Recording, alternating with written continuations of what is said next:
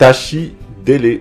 Bonsoir chers amis, j'espère que vous allez bien, que votre carême se passe bien si vous êtes chrétien, que votre ramadan se passe bien si vous êtes musulman. N'oubliez pas que ces moments d'abstinence sont très importants pour notre organisme. Généralement, on y passe 4 phases, une phase de désintoxication du corps, une phase de rééquilibrage où le corps se reconstruit, et ensuite, au bout de la 2e semaine, eh bien, on a des bénéfices au niveau spirituel, c'est-à-dire notre corps physique s'étant reconstruit, notre corps subtil s'étant régénéré, eh bien, on atteint des états spirituels, de réception spirituelle qui sont bien meilleurs que ceux qu'on avait avant de faire ces pratiques rituelles. Il est très important d'avoir une religion exotérique avec ses rites, avec ses dogmes, parce que cela va vous donner un cadre. Vous allez rester à une distance raisonnable de Dieu sans vous perdre et sans passer non plus par des états mystiques. Lorsqu'on veut aller plus à l'intérieur de sa tradition, eh bien, on rentre dans ce qu'on appelle l'ésotérisme. Et pour comprendre l'ésotérisme, on doit recevoir des initiations. Dans le christianisme, il n'y a plus d'initiation. Les initiations ont disparu à partir de la Renaissance. Certaines organisations ont décidé de partir vers l'Orient, sachant que l'Occident rentrait dans un cycle de dégénérescence qui amènerait à son châtiment. Le châtiment de l'Occident, il est maintenant très proche. Dans ce contexte historique, vous êtes nombreux à vous poser la question de la signification de votre religion, de vouloir retourner à votre religion, et c'est très bien, je vous y engage. Si vous êtes juif, retournez au judaïsme, si vous êtes chrétien, retournez au christianisme. Si vous êtes musulman, retournez à l'islam, etc. Retournez dans votre tradition pour retrouver cette distance, cet équilibre avec Dieu et ne pas vous perdre dans la contingente et dans les événements dramatiques que nous avons à vivre les 3 prochaines années et demie. Lorsqu'on s'intéresse à la tradition, on peut soit la vivre superficiellement en respectant les règles de fonctionnement, les règles morales et les dogmes, mais on peut aussi quelquefois aller plus loin. On veut avoir une relation personnelle avec Dieu, on veut se connaître, avoir une relation personnelle avec son intériorité, la divinité à l'intérieur de soi. C'est là que se pose la question de l'initiation et la question du langage de l'initiation qui est le symbolisme. Sachant que dans ce symbolisme, il y a l'héraldisme, par exemple, mais aussi l'astrologie, les mathématiques, la stéatométrie, c'est-à-dire la géométrie en 3 dimensions, et bien d'autres sciences traditionnelles. Pour des chrétiens qui sont catholiques, protestants, orthodoxes, il est très difficile de recevoir une initiation parce que ces initiations ont disparu. C'est moins vrai en Russie, certaines initiations se sont maintenues dans l'orthodoxie. Il n'y a aucune initiation dans le protestantisme à part la franc-maçonnerie, et dans le catholicisme, l'Église catholique a persécuté les initiés et les mystiques en les accusant d'hérétiques, avec souvent de graves malentendus.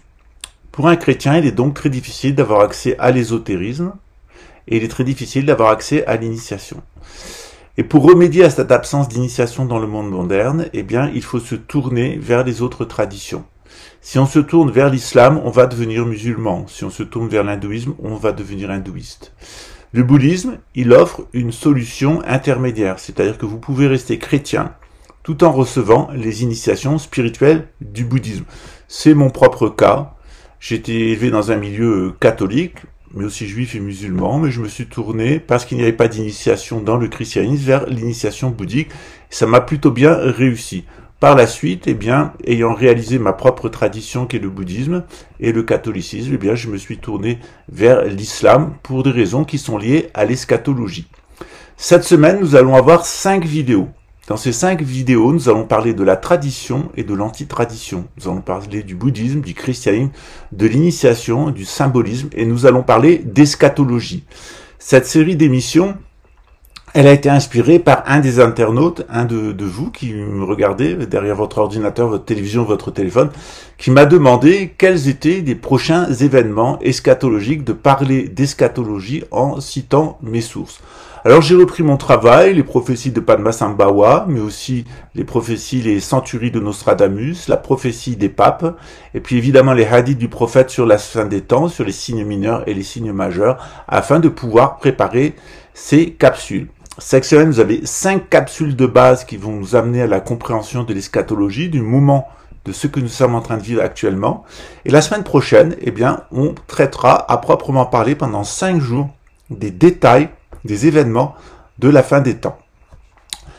Évidemment, eh bien, toutes ces vidéos, elles vont donner lieu à un cours d'eschatologie juive, chrétienne, islamique et bouddhiste, où je vous enseignerai pendant quelques heures, on passera ensemble, 6-7 heures ensemble, quelles sont, eh bien, ces différentes notions de l'eschatologie.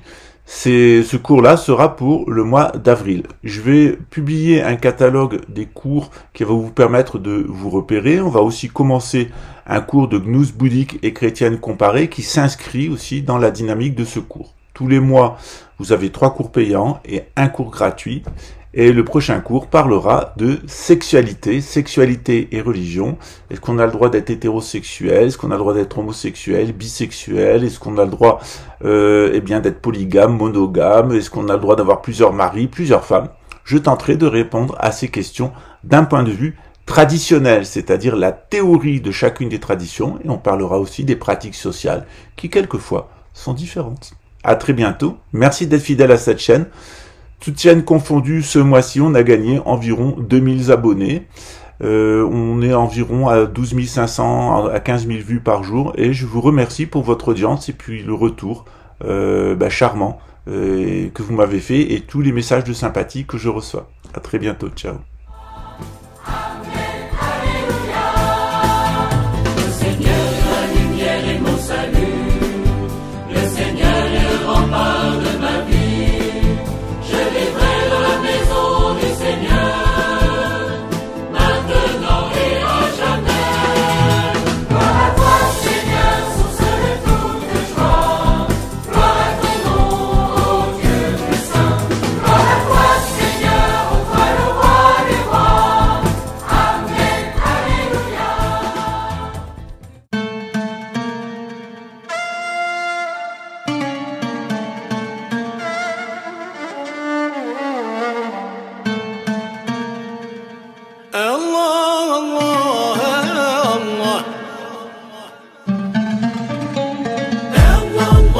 ما حدك انت حاضي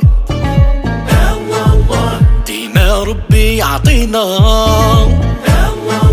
انا الملهي في ذنوبي والناس من اللي هي فيا خد حقي يا ربي وهنا نشوف بعيني يا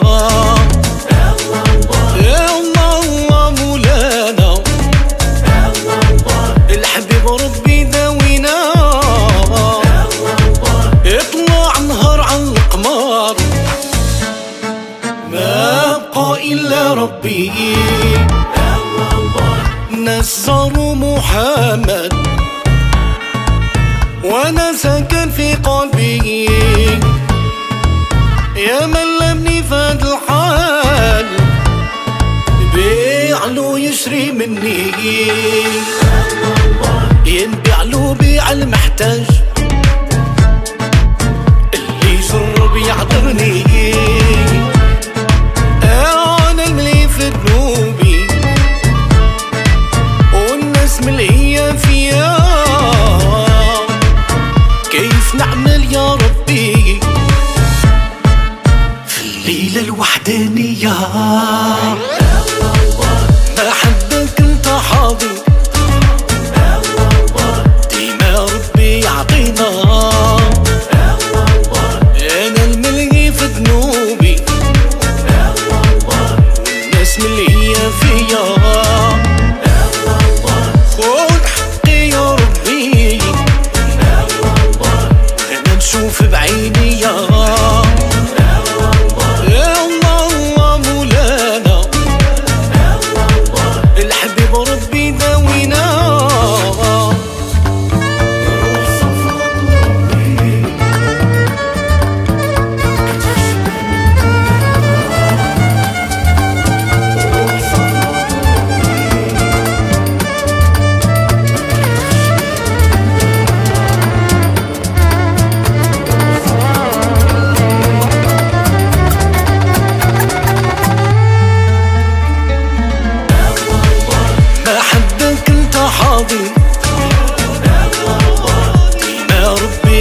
نار